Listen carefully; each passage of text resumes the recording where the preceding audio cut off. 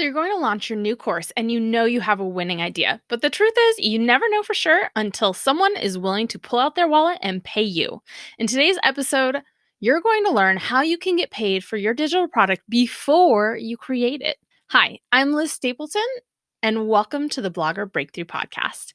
In today's episode, I'm sharing course creation gold shared with us by Gemma Bonham Carter during the 2021 Blogger Breakthrough Summit. If you want to be able to listen to her entire 2021 Summit session, be sure to listen to the end of the episode to find out how you can do that. Let's dig in. If you haven't created the course, how do you sell it?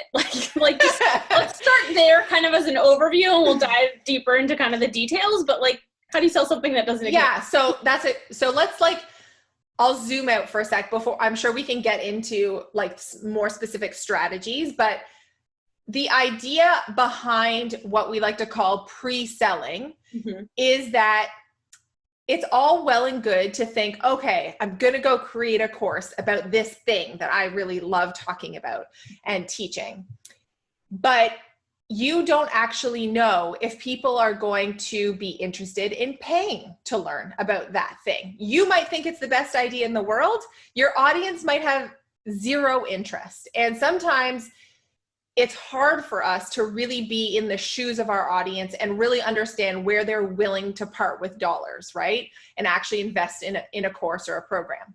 So the idea with pre-selling is that before you've gone and recorded videos and made workbooks and invested in an online course platform and all of those things, if you can do really proper validation of your idea in the form of pre-selling, you can feel so much more confident about now spending the time in creating that program. And so with market validation, one of the things that a lot of people seem to do is they think, okay, I'm going to get beta testers and I'm going to get people to beta test my program.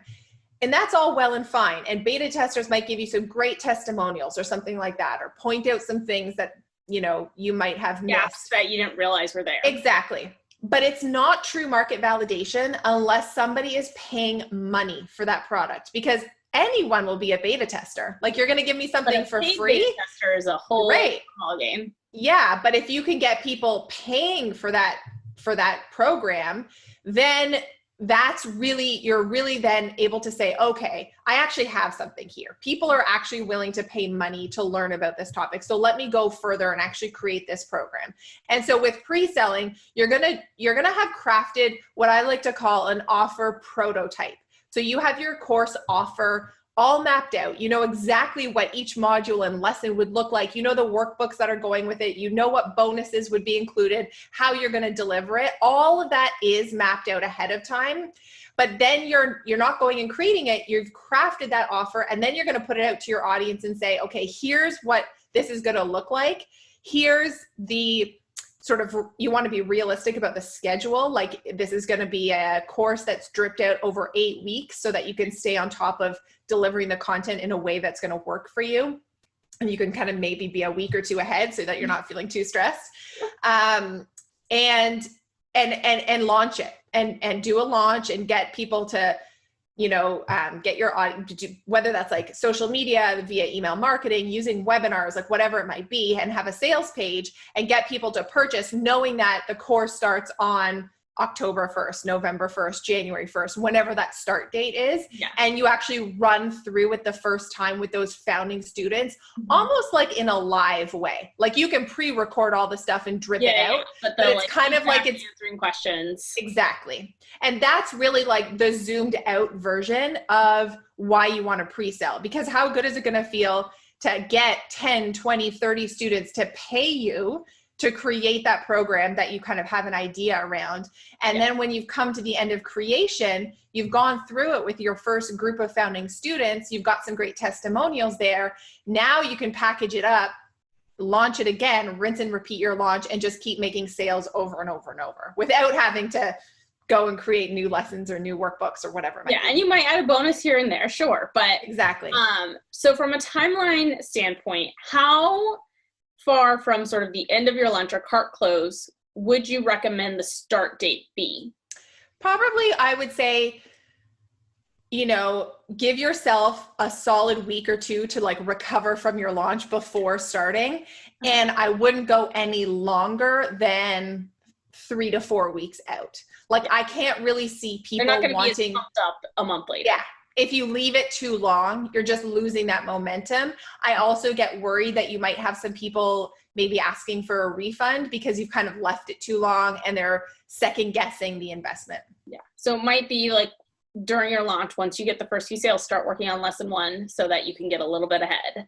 Totally. Okay. Got it. Okay. And actually, I should say, because I get this question a lot, people say, well, Gemma, what happens if I only sell like 2 spots? Do I have to then carry it out and deliver on it if I really didn't get the numbers I was hoping for? And there's a couple of things to think about before we make a decision.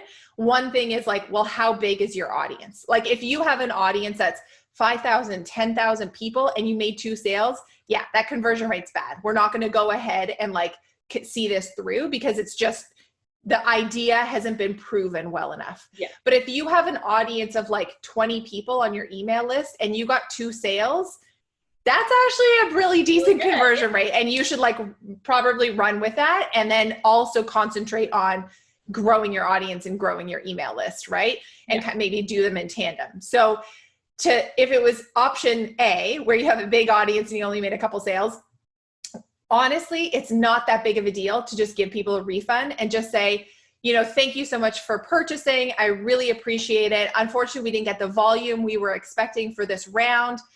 So we are going to go ahead and give you a full refund.